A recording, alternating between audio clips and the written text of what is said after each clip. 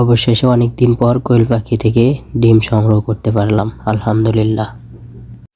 আসসালামু আলাইকুম, শখের পাখি ঘর ইউটিউব চ্যানেল ও ফেসবুক পেজে আপনাকে স্বাগতম। আশা করি সবাই ভালো আছেন, আলহামদুলিল্লাহ। আপনাদের দোয়া এবং ভালোবাসা আমিও ভালো আছি।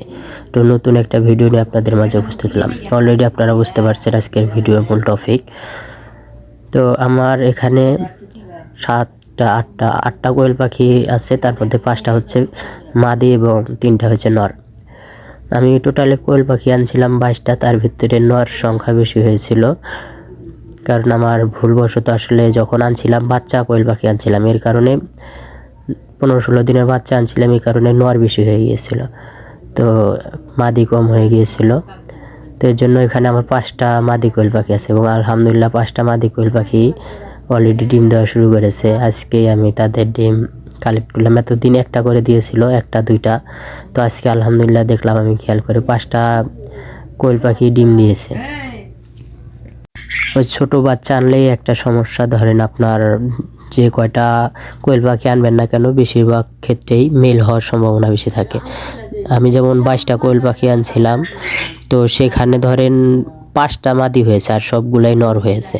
আর কিছু কিছু অসাধু ব্যবসায়ী আছে যারা একটু মানে বেইমানি করতে ভালোবাসে, তারাও হয়তো আমরা বুঝতে পারি না বিধায় তারা আমাদের নর কোয়েল পাখি ধরিয়ে দেয়।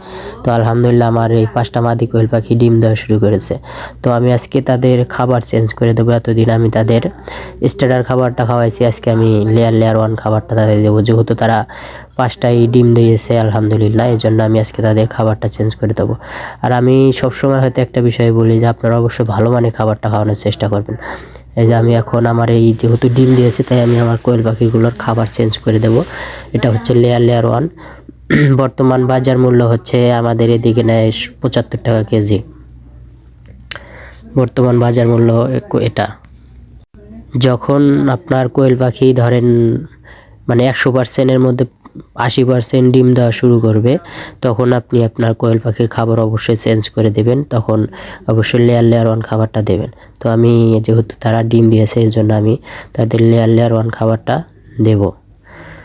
খাওয়াবো এখন ইনশাল্লাহ। তো এই হচ্ছে দেখেন মাশাল্লাহ ডিমগুলা প্রথম অবস্থায় ডিম দিয়েছে, তারপরেও ডিমের সাইজগুলো একটু বড় বড়ই আছে, দেখেন মাশাল্লাহ ডিমগুলো অনেক বড় বড়।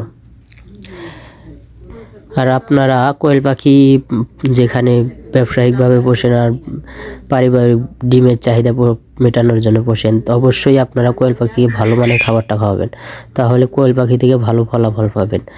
আপনারা যখন স্টার্টার ফিডটা খাওয়াবেন তখন অবশ্যই সোনালি স্টার্টার খাওয়াবেন। আর এই দেখেন আমার এই পাখিটার পা কীভাবে যেন কেটে গিয়েছে, তো একটু রক্ত বের হয়েছে। আমি ওই যে ওখানে খেয়াল করলাম, ওই যে ওখানে রক্ত হয়েছে, ওই দেখেন লাল যে দেখতেছেন, ওই যে ওটা রক্ত পাখির।